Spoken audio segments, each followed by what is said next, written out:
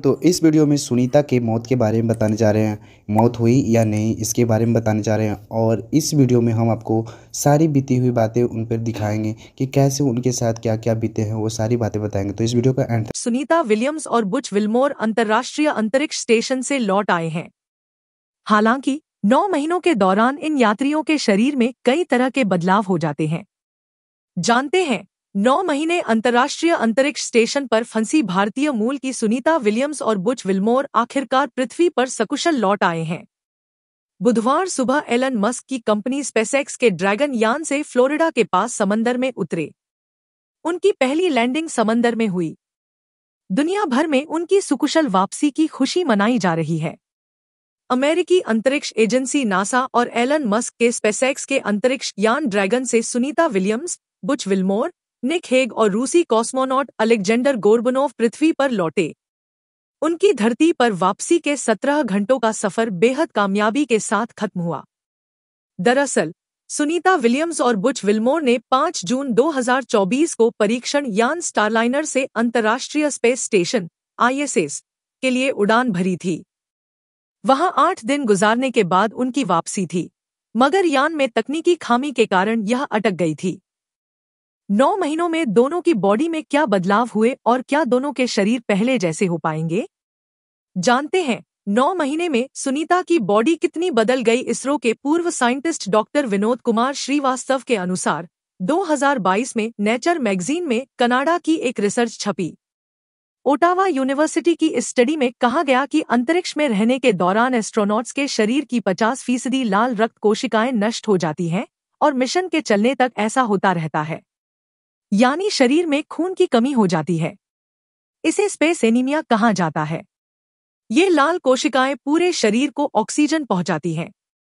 चांद या मंगल पर यात्रा करना एस्ट्रोनॉट्स के लिए बड़ी चुनौती। इसी वजह से चांद, मंगल या उससे दूर की अंतरिक्ष यात्राएं करना एक बड़ी चुनौती है।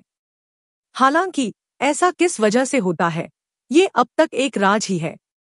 इसके अलावा अंतरिक्ष में रहने के दौरान यात्रियों की मांसपेशियां कमजोर हो जाती हैं और हड्डियों में कैल्शियम की कमी हो जाती है। धरती पर लौटने के बाद अंतरिक्ष यात्री कमजोर और थका हुआ महसूस करते हैं। सबसे ज्यादा दिन तक अंतरिक्ष में रहने वाली तीसरी हस्ती सुनीता के अंतरिक्ष से धरती पर कदम रखने के साथ ही वह कुल 286 दिन अंतरिक्ष में बिताने वाली हस्ती बन गई है।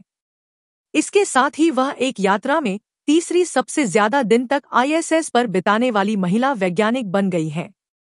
इस मामले में सबसे पहले नंबर पर 328 दिनों के साथ क्रिस्टीना कोच हैं। वहीं पिग्गी वीटस 289 दिनों के साथ दूसरे नंबर पर है। ISS में एक बार में सबसे ज्यादा 371 दिन अंतरिक्ष यात्री फ्रंक रूबियो ने बिताए हैं। कुल मिलाकर सबसे ज्यादा दिन बिताने का रिकॉर्ड 67.5 दिनों के साथ पिग्गी वीटस के पास है। क्या हर सेकंड 30 लाख लाल कोशिकाएं नष्ट होती हैं? विनोद श्रीवास्तव बताते हैं कि अंतरिक्ष में रहने के दौरान अंतरिक्ष यात्रियों के शरीर में हर एक सेकंड में 30 लाख लाल रक्त कोशिकाएं, रेड ब्लड सेल्स, नष्ट हो जाती हैं। वहीं जमीन पर यह रफ्तार प्रति सेकंड 2 लाख ही है। हालांकि अंतरिक्ष के मुकाबले धरती पर हर सेकंड इंसान की 2 लाख लाल रक्त कोशिकाएं नष्ट होती हैं। जमीन में शरीर इसकी भरपाई कर लेता है क्योंकि शरीर धरती के हिसाब से विकसित हुआ है। क्या इसी वजह से चांद, मंगल की यात्रा करना बड़ी चुनौती? इसी वजह से चांद, मंगल या उससे दूर की अंतरिक्ष यात्राएं करना एक बड़ी चुनौती है। इसके अलावा अंतरिक्ष में रहने के दौरान यात्रियों की मांसपेशियां कमजोर हो जाती हैं और हड्डियों में कैल्शियम की कमी हो जाती है। धरती पर लौटने के बाद अंतरिक्ष यात्री कमजोर और थका हुआ महसूस करते हैं। बेबी फीट, मसल्स कमजोर होने की समस्या। कई रिपोर्ट के अनुसार विनोद कुमार श्रीवास्तव के अनुसार सुनीता और बुच को जिन स्वास्थ्य समस्याओं का सामना करना पड़ सकता है उनमें बेबी फीट, एक ऐसी स्थिति जिसमें अंतरिक्ष यात्री अपने तलवों की मोटी त्वचा खो देते हैं, खराब दृष्टि, चलने में कठिनाई और चक्कर आना शामिल हैं। इसमें कहा गया है कि अंतरिक्ष यात्रियों को पृथ्वी पर जीवन के लिए अपने रोजाना के कामकाज को फिर से करने में कई हफ्ते लग सकते हैं।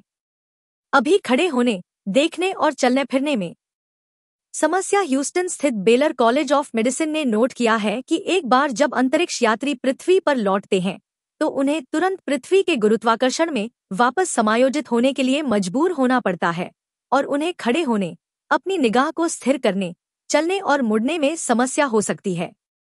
ऑर्थोस्टेटिक हाइपोटेंशन की समस्या भी हो जाती है। जापान की स्पेस एजेंसी जक्सा के अनुसार पृथ्वी पर लौटने वाले अंतरिक्ष यात्रियों को खड़े होने पर अक्सर चक्कर आते हैं, जिसे ऑर्थोस्टेटिक हाइपोटेंशन के रूप में जाना जाता है। ऐसा इसलिए होता है क्योंकि पृथ्वी पर गुरुत्वाकर्षण अंतरिक्ष की तुलना में अधिक मजबूत है और हृदय से सिर तक रक्त पहुंचाना अधिक कठिन होता है।